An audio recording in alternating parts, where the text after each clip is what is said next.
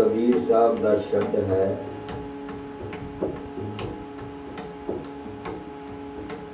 इस शब्द की थोड़ी जी उठानका है कि एक समय से कबीर साहब एक पिंड खानी लंघ पे ते उत्थे हलचल देखी, भीड़ देखी ते मन कीता कि देखो की है। जद उत्थे पहुंचे तां वेख्या की है कि एक मंदिर का रूप है, विच एक महंत जी बैठे हैं, धूप मलियान आसे पासे जग रहे हैं, संगतां की भीड़ लगी हुई है, कोई पखा चल रहा है, कोई पानी की सेवा कर रहा है, कोई उन्होंने पैर दबा रहा है, जय जयकार हो रही है महंत जी की।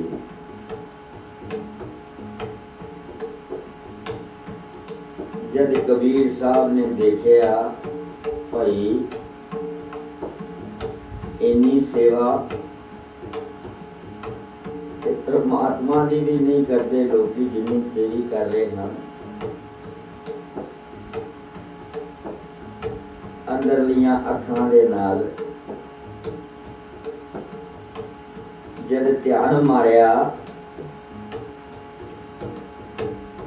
ते इंज महसूस होया कि महंत जी दे पास कुछ नहीं है, लोकां नूं सिर्फ दिखावा कर रहे हैं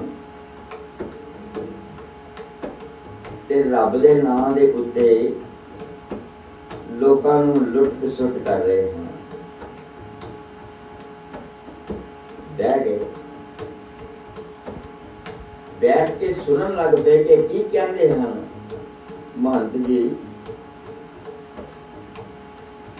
ये जरूर गल है कि महंत जी लोकां नूं यही कह रहे सन कि राम का नाम जपो, पर अपने अंदर कोई कड़ी नहीं सी, अपना अंदर खाली सी। जेड़ा दूसरियां नूं उपदेश देंदा है ते आप उस ते पूरा नहीं उतरदा ना, वो जन्म ते मरदा रहंदा है, जन्म लैंदा है मर जांदा है, क्योंकि उसकी गति नहीं हुंदी। सो ये अवस्था सी महंत जी दी। कुछ समय बाद जदों वो सभा खत्म हुई ते कबीर साहब उस महंत नूं मुखातिब हो के कहंदे हन, भाई जी नाम जपदे हो ते अपने हिरदे तो जपया करो। उन्होंने बड़ा गुस्सा लगा, कहता ये कौन हुंदा मैनू कहने वाला, शिक्षा देने वाला, मैं बड़ा वड्डा महंत हाँ। अपने एहलकारां नूं कहा इहनूं धक्के मार के बाहर कढ दे। कबीर साहब कहते हैं कि धक्के मारन की जरूरत नहीं है, असीं तां जो साडे मन च आया है वो तैनूं दस्सिया कि जे प्रभु का नाम लेना है तो सच करके सच्चे मनो लै। कबीर साहब तुर गए। कुछ समा पाके एक बारी वो कबीर साहब लग रहे हैं एक पिंड दे विचों ते उत्थे एक बैल ਜਿਹੜਾ ਨਕਾਰਾ ਹੋਇਆ। ਅਸੀਂ ਸਾਰੇ ਜਾਣਦੇ ਹਾਂ ਜਦੋਂ ਬੈਲ ਜਿਹੜਾ ਨਕਾਰਾ ਹੋ ਜਾਏ ਤੇ ਉਹਨੂੰ ਖੇਤਾਂ ਨੂੰ ਜੋਤਣ ਤੇ ਲਾ ਦਿੰਦੇ ਨੇ, ਹੋਰ ਕੰਮ ਕੋਈ ਨਹੀਂ ਕਰਵਾਉਂਦੇ ਉਹਦੇ ਕੋਲੋਂ। ਜਦੋਂ ਅੱਗੇ ਨਹੀਂ ਚੱਲਦਾ ਤੇ ਕਿਸਾਨ ਉਹਨੂੰ ਪਿੱਛੋਂ ਸੋਟੀ ਮਾਰਦਾ। ਨੱਕ ਦੇ ਵਿੱਚ ਨਕੇਲ ਪਾਈ ਹੋਈ ਹੈ, ਖਿੱਚ ਦਿੰਦਾ ਹੈ ਤੇ ਅੱਗੇ ਚੱਲਦਾ ਹੈ। ਚਾਰ ਪਾਮ ਦੋਏ ਸਿੰਘ ਗੁੰਗ ਮੁਖ, ਤਬ ਕੈਸੇ ਗੁਣ ਗਈਏ। ਭਾਈ ਹੁਣ ਤੂੰ ਜਾਨਵਰ ਦੇ ਰੂਪ ਦੇ ਵਿੱਚ ਆ ਗਿਆ ਹੈ, ओरिजिनलिटी तेरी खत्म हो गई है। इंसान तो जानवर बन गया है ते हुण तेरे चार पांव हैगे ने ते जेड़ा मुख है ना वो भी गूंगा है, बोल भी नहीं पांदा। भाई हुण तू हुण रब दे गुण किस तरह गाएगा। भाई तैनूं समझाया सी कि भाई रब दा नाम सच्चे मन दे नाल लै, अगे तेरी मुक्ति होवे। लेकिन तू मनिया नहीं ते हुण की होया, हुण ये होया कि तैनूं जून जिहड़ी देती है ना रब ने, वो जानवर दी देती है। ना हुण तू बोल सकना है ते ना हुण तू कोई काम कर सकना है। रब दा नाम नहीं लै सकदा भाई, ये तेरी अवस्था हो गई है। उठत बैठत ठेगा पर है, तब कत मूड लगइए। भाई उठना या बहना ते उतों सोटी पैंदी है, तैनूं सोटे पैंदे ने क्योंकि तेरे काम पसंद नहीं आउंदे। इस करके कद तक तू अपना जो है वो मुंह छुपाएगा। भाई हर दिन बैल बराना हुई है, फाटे नाकन टूटे कदन, कोदो को पुस खई है। नक च नकेल पाई हुई है, गादी पाई हुई है, कंधियां ते टुट गए ने तेरे कंधे, और ओ भूसा खाना पिया है जेड़ा कि नकारा भूसा है। चौलां दी मुंजी है वो तैनूं देई जा रहे ने।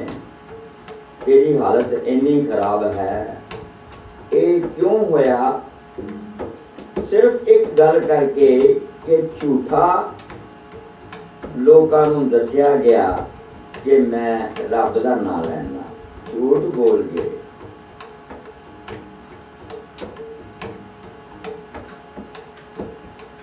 सारो दिन दौलत बन मैया अजू ना पेट अगैया। भाई सारा दिन एक जंगल च तू घूमता रहना है, धक्के खांदा रहना है, पर पेट तेरा नहीं भर रहा, शरीर से ताकत तेरे नहीं आ सकती।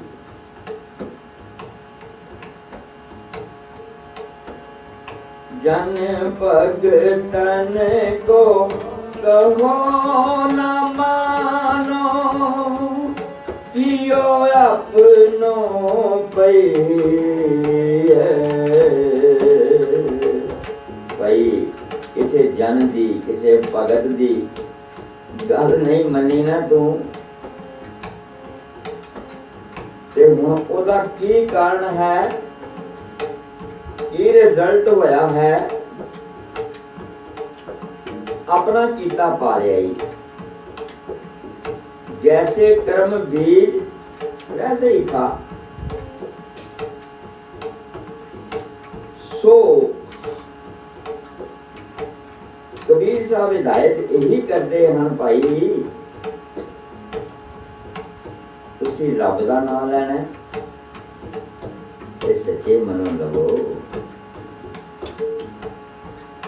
दुख सुख करत महाब्रह्म पूडो,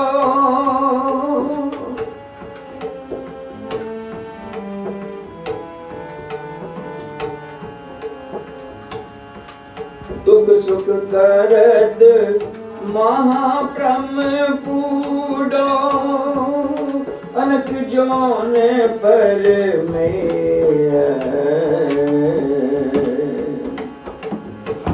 इस राही भाई दुख और सुख ते आउंदे जांदे रहंदे ने, पर रब दा नाम ना जपिया होया, शरीर नूं वांझा कीता होया, ਉਹਦਾ ਰਿਜ਼ਲਟ ਇਹ ਹੁੰਦਾ ਹੈ ਭਾਈ ਅਨਕ ਜੋਨ ਪਰਮਈਆ। 84 ਲੱਖ ਜੂਨਾਂ ਦੇ ਵਿੱਚ ਤੂੰ ਘੁੰਮਦਾ ਫਿਰੇਗਾ ਹੁਣ, ਫਿਰ ਵੀ ਤੇਰਾ ਕੋਈ ਟਿਕਾ ਨਹੀਂ ਹੋਣਾ, क्योंकि कर्म ऐसे कीते हम। रतन जन्म होयो प्रभ बिसरियो, एओ सरगत पईले।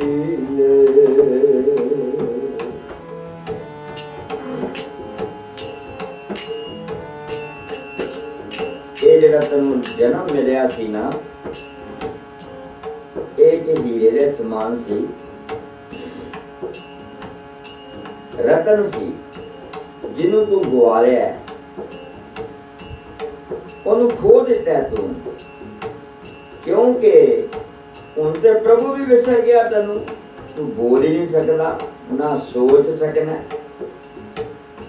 हुण ये अवसर तेनू कदों मिलेगा भाई? 84 लाख जून दे बाद उदो ही प्राप्ति होगी, पहले नहीं।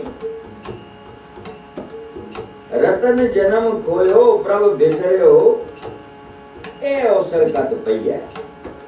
ए अवसर हुण तैनूं नहीं मिलना भाई, क्योंकि समा गुजर गया ते हाथ नहीं आउंदा, क्योंकि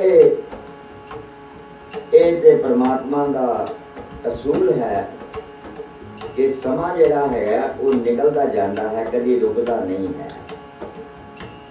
सो कबीर साहब उसे ही बैल नूं मुखातब करके कहते हैं,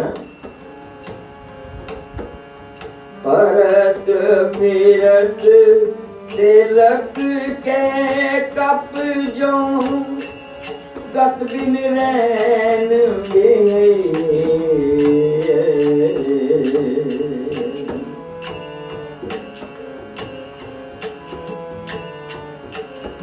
जिसे अखीर ते तेनू बैल समझ के, नकारा बैल समझ के, तेरा तेरा मालक है ना, वो भी तेनू कहता दफा हो, छड़ देता उन्हें, जाओ। अगों जिसे जाता पिया सी बैल, क्योंकि फ्री करता उन्हें, ते एक तेली मिल गया, तेली ने फड़ लिया बैल, फड़ के अपने तेल कट्टन वाले कोलू दे नाल जोड़ देता। कहते हैं जदों तेल कढ़दे ने, तेली ते बैल दियां अखां उत्ते कोपड़ू पा देंदे ने, ताकि वो तेल की जिहड़ी स्मैल है वो उन्हें लगे ना।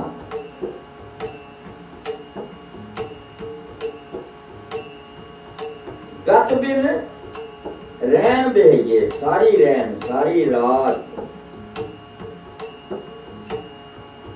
वो चलता रहता है। क्यों? सारी रात इस करके चलता रहता है क्यों उन्होंने किसान जिहड़ा हैगा, जिहड़ा तेली है वो चलाता रहता है, ताकि मेरे तेल के भंडार जिहड़े ने वो भरते रहन। फिर कबीर साहब जी कहते ने अखीर ते, कहत कबीर राम नाम बिन मूड तुने पछतई। भाई अखीर ते कह देंदे ने, कबीर साहब कहते ने, कहत कबीर राम नाम बिन, राम दा नाम नहीं जपिया ना जे तू, कि तैनू पिछों हर हालत दे विच पछताना पेगा। सो ये हिदायत सानू दृष्टांत देंदे हन कलयुगी जीवां नू कि भाई बैल का जो इत्थे हवाला दिता है उन्होंने याद करके ये सोचो भाई साडा की हाल हो सकता है जे असीं रब दा नाम ना लवांगे ते। चार पांव दोए सिंह गुंग मुख, कब कैसे गुन गए, तब कैसे गुन गई, तब कैसे गुन